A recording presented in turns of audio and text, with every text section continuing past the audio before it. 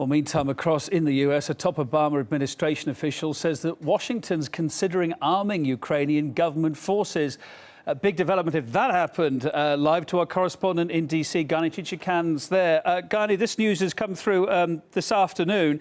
We could be looking at the possibility of American guns ending up in the hands of Ukraine, Kiev loyalists, yeah?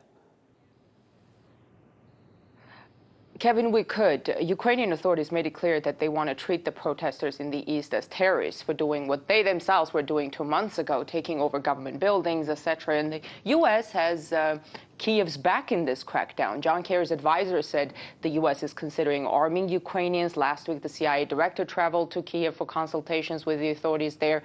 The U.S. justifies this kind of involvement by accusing Moscow of instigating the protests in the east of Ukraine. Russia says, yes, these people are pro-Russian. Yes, they speak Russian, but it doesn't mean that Moscow is pulling the strings. They say the division within Ukraine had been there long before these events, and those who carried out the coup in Kiev most certainly knew how the East would react. It's clear that the U.S. wants to help Kiev quell this protest, but what is not clear is whether Washington is really taking the effort in advising Kiev to take into consideration the will of those in the eastern part of Ukraine who want greater autonomy, who are very unhappy about the fact that they had no say in what happened in Kiev 2 months ago. We don't know exactly what kind of arms the U.S. is considering to provide to be used against these people, but it's last week when a group of senators at a hearing with Secretary Kerry, a group of senators including John McCain, were pushing for arming Ukrainians. To many, it sounded crazy because of the destabilizing effect that it would have on the situation and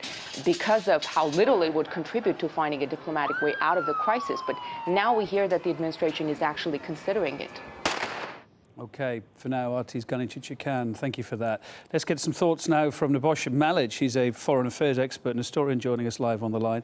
Hi there, Nebojsa. Thanks for being with us. Not quite sure if you heard our correspondent there from DC, but how serious do you think the Obama administration may be here in saying that they would arm the Ukrainians loyal to Kiev? And how dangerous a situation would that be? Well, the situation is extremely dangerous. I think sending arms to Ukraine at this point is pouring gasoline onto the fire. I honestly almost can't believe that they're contemplating this. But then again, if John McCain is involved, that's that giveaway that they are serious. I wouldn't be slightest bit surprised that the people who actually organized this entire coup and who sponsored this current regime in Kiev would not at all hesitate to send weapons and have this coup government try to repress the people of Ukraine who don't agree with them. These are people who have absolutely no standards whatsoever. And as you see it, who are these people that you think have set up this coup? You're intimating there. Well, we have documentary evidence of Undersecretary Nuland saying, okay, yeah, we should put this guy in charge, we should put that person in charge. We have her passing out biscuits. We have McCain visiting the Maidan. Obviously, people from the United States government are behind the regime in Kiev.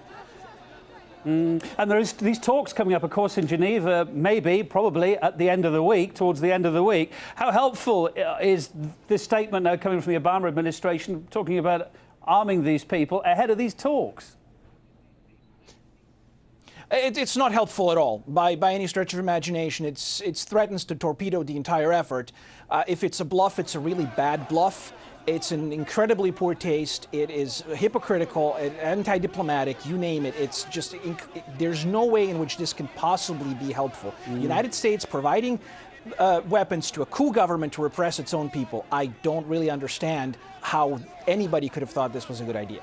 Yeah, I mean, you know, when the protesters were taking over government buildings in Kiev, everyone in the West said, oh, great. When the same thing is happening in the East, it's being completely decried. Well, why the difference? What's the difference here? Well, it's not necessarily right. Well, it's not necessarily the same thing. See, the protesters in the East are peaceful and they're not killing people. The coup in Kiev was very violent and there were people who were getting killed. So when people who are getting killed but are supported, people who are killing people but are supported by the West do this, it's fine, it's democracy, it's peaceful. But when people who actually engage in democracy and express their will out on the street do this peacefully without casualties, then that's aggression and that's intolerable. And, you know, the U.S. and the West were telling Yanukovych, President Yanukovych, do not by any any means use force to disperse these demonstrations. Don't fight them. We will react harshly if you do. And look what happened. He basically got overthrown. And now they're backing the coup government that's saying we will use force to disperse these people and assert authority of the state. So they're quite literally helping an illegitimate government repress its own people. Again, I can't see how this could be. Why is Washington so apparently deeply involved here? What's it got to gain? Because the gain is ultimately to destabilize and disrupt Russia. I think Ukraine is a pawn in a great game on the grand chessboard that the American foreign policy strategists have been developing for decades, and this is not a new development. This is part of a very old plan. Okay, Nebojša, thanks for your thoughts. Thanks for being with us, both Malic, the historian and foreign affairs expert. Thank you.